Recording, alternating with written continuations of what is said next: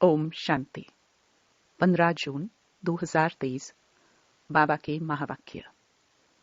मीठे बच्चे, सोई हुई तकदीर को जगाने का साधन है पढ़ाई। यह पढ़ाई ही सोर्स ऑफ इनकम है, जिससे 21 जन्मों के लिए तकदीर जग जाती है। प्रश्न: इस रूहानी कॉलेज की एक विशेषता सुनाओ जो दुनिया में किसी कॉलेज की नहीं हो सकती। उत्तर: यही एक कॉलेज है जहां कोई मनुष्य गुरु टीचर नहीं है। स्वयं निराकार भगवान टीचर बनकर पढ़ाते हैं। यह ऐसा विचित्र बाप है जिसे अपना कोई चित्र नहीं, अपना कोई बाप व टीचर नहीं, और पढ़ाई भी ऐसी पढ़ाते हैं जिससे 21 जन्मों के लिए तकदीर जग जाती है। उस पढ़ाई से तो एक जन्म की ही तकदीर बनती, इससे 21 जन्मों की बनती है। गीत। तकदीर जगाकर आई हूं। ओम शांति।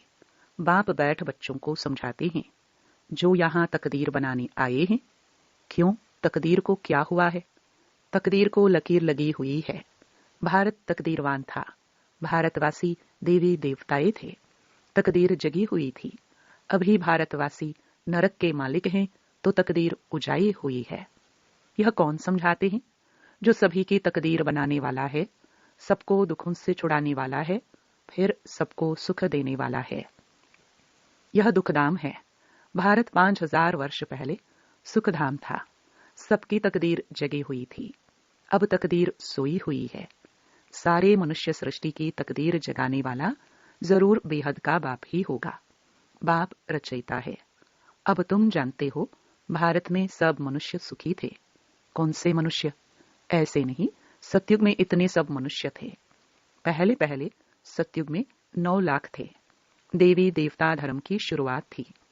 यह सब बातें समझाने वाला है ज्ञान का सागर, मनुष्य सृष्टि का बीज रूप बाप।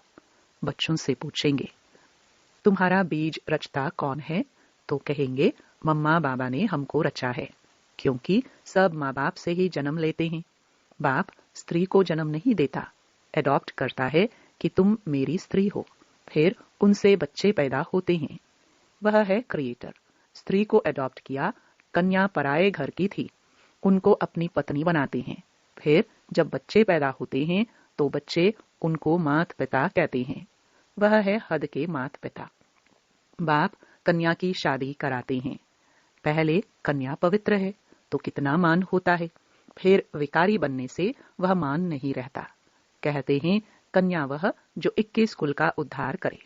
अब बाप बैठ समझाते हैं कि यह जो ब्रह्मा कुमारियां हैं, यह इस समय भारतवासियों का 21 जन्म के लिए उद्धार करती हैं। यह सब कुमारियां हैं, भल शादी की हुई है, लेकिन ब्रह्मा कुमार कुमारियां बने तो भाई बहन हो गए ना। काम कटारी चला नहीं सकते। पवित्रता का मान तो है ना। सन्यासी पवित्र बनते हैं, उनका भी मान है ना। भारत में पवित्रता थी तो भारत सदा सुखी था, संपूर्ण निर्विकारी था। मंदिरों में जाकर गाते हैं, आप सर्वगुण संपन्न। तुम्हारा वास्तव में हिंदू धर्म नहीं है। हिंदुस्तान तो रहने का स्थान है।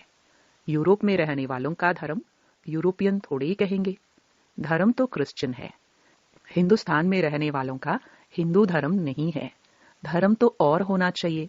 बाप समझाते हैं, जो देवी देवता धर्म वाले थे वही अपने को हिंदू कहलाते हैं, क्योंकि अपने धर्म को भूल गए हैं।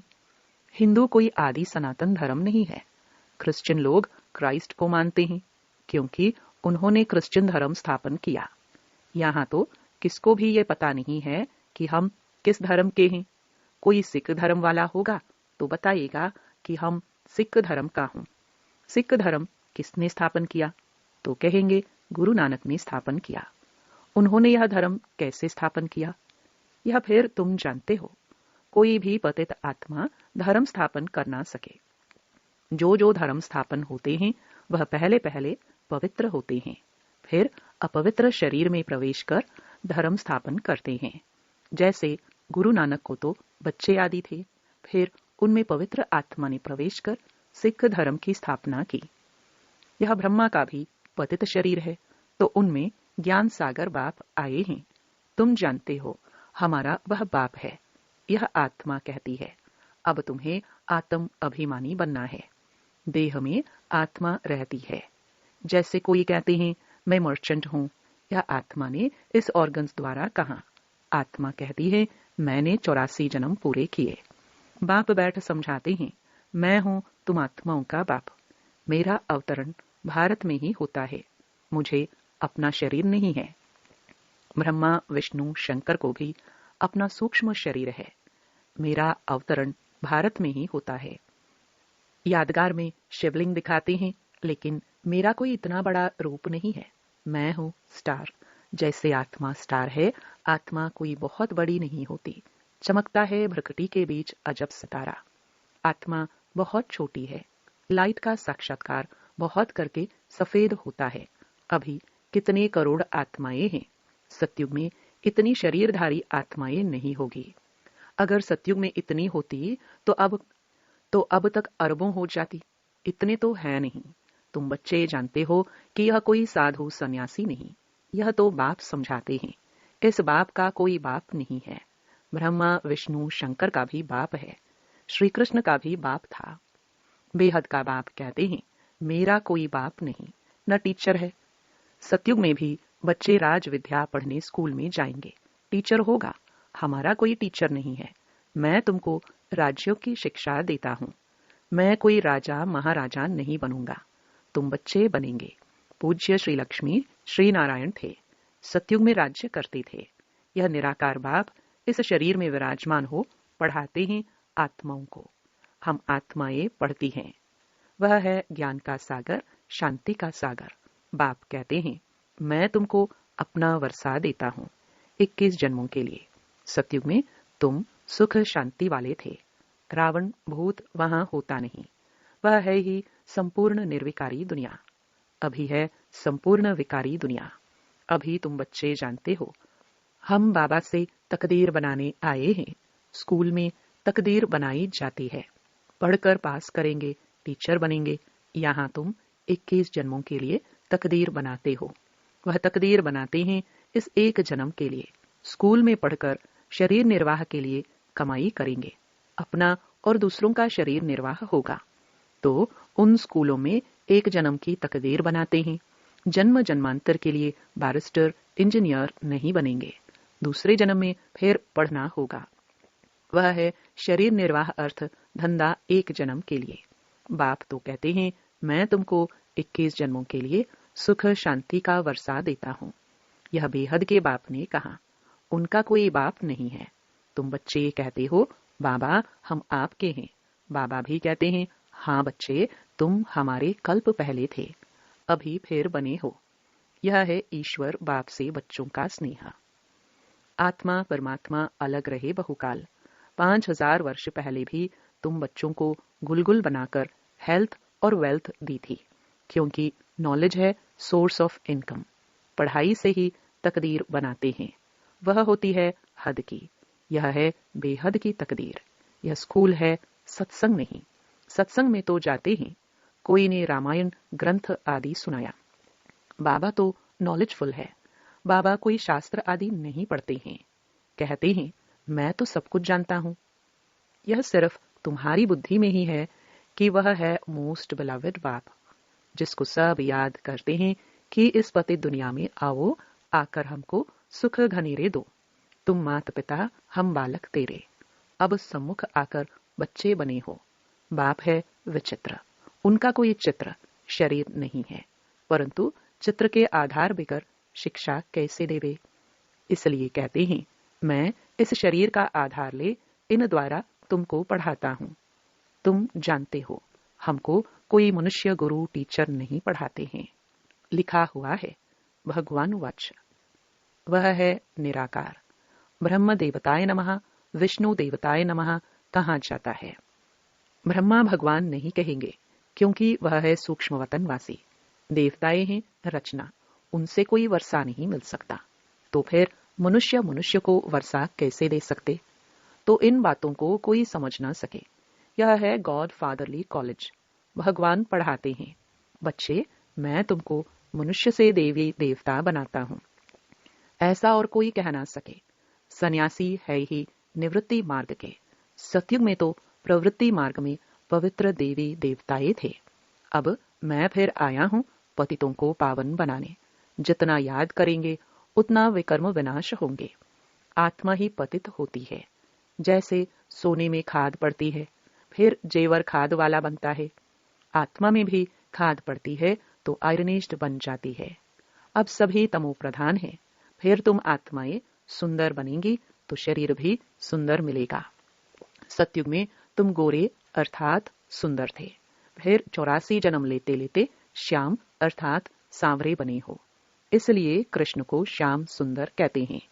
एक की तो बात नहीं है, सारी राजधानी गोरी सुंदर थी, अब श्याम बन गई है। आत्मा और शरीर दोनों ही रोगी बन गए हैं। तुम जानते हो, हम सो पूज्य देवी देवताएं थे। माया ने पूज्य से पुजारी बनाया है। देवी देवता धर्म वाले धर्म भ्रष्ट कर्म भ्रष्ट हो गए हैं। देवताओं के आगे जाकर कहते हैं, हम नीच पापी हैं, हमारे में कोई गुण नहीं है, हम कंगाल दुखी हैं। भारत में देवी देवताओं का राज्य था। भारत सरताज था। अब तो प्रजा का प्रजा पर राज्य है। बाप को जानते नहीं। यह तो जानते हो, इस पुरानी दुनिया का विनाश होना है। गाया जाता है, विनाश काले विपरीत बुद्धि। किसकी? यादवों और कौरवों की, जो बाप को नहीं जानते हैं। भगवान वाच, तुम्हारी तकदीर जो डूबी हुई थी वह अभी जग चुकी है। तकदीर बन जाने की यह पढ़ाई है। स्वर्ग का मालिक तो स्वर्ग की स्थापना करने वाला ही बनाएगा। स्वर्ग की स्थापना करने वाला है हेवनली गॉड फादर। नरकवासी माया बनाती है। तुम गाते भी हो, दुख में सिमरण सब करे, सुख में करे न कोई। भक्ति शुरू होती है द्वापर से। भक्ति का फल देने भगवान को आना पड़े। अब भगवान घर बैठे आए हैं भारत में। भारत उनका घर है ना। शिवरात्रि भी यहाँ मनाते हैं, मंदिर भी यहाँ बने हुए हैं। शिव बाबा तुम बच्चों को बैठ नॉलेज देते हैं, जिसको ज्ञान अमृत अथवा सोमरस भी कहते हैं। गोल्डनेज्ड बनाने लिए नॉलेज देते हैं, तो नाम सोमनाथ पड़ा है। अभी तो भारत कितना कंगाल है। तुमको इस समय 3 पैर पृथ्वी के भी नहीं मिलते। कहाँ बैठ कर पढ़ते हो? यह तो बड़े ते बड़ा हॉस्पिटल कम कॉलेज है। तुम मिडगेट हो, कहते हो बाबा मैं आपका 12 मास का बच्चा हूँ। आत्मा बोलती है इस शरीर द्वारा, बाबा मैं 6 मास का बच्चा हूँ, तो मिडगेट हुआ ना। बोलता है मैं आपका बना हूँ। अच्छा, अभी अच्छी रीति पढ़ो तो साथ ले जाऊंगा। सन्यासी ब्रह्म अथवा तत्व को याद करते हैं। बाप को छोड़ रहने के स्थान को याद करते हैं। समझते हैं कि ब्रह्म ही भगवान है, लेकिन यह उन्हों का मीठा भ्रम है। ब्रह्म तत्व जिसमें हम अशरीरी आत्माएं निवास करती हैं, उसको भगवान कैसे कहा जा सकता है? फिर कहते हैं हम ब्रह्म में लीन हो जाएंगे। आत्मा तो अविनाशी है, उनको पाठ बजाते ही रहना है। बाप अच्छी रीति बैठ समझाते हैं। यह दादा भी भल शास्त्र आदि पढ़े हुए थे, परंतु मुझे नहीं जानते थे। अब इनको भी सुनाता हूँ। इनकी आत्मा सुनती है। मैं इनके बाजू में आकर बैठता हूँ, तुमको पढ़ाता हूँ। यह भी सुनता है। इनके मुख से ही पढ़ाता हूँ। तुमको देही अभिमानी बनाता हूँ। दुनिया में कोई देही अभिमानी होते नहीं।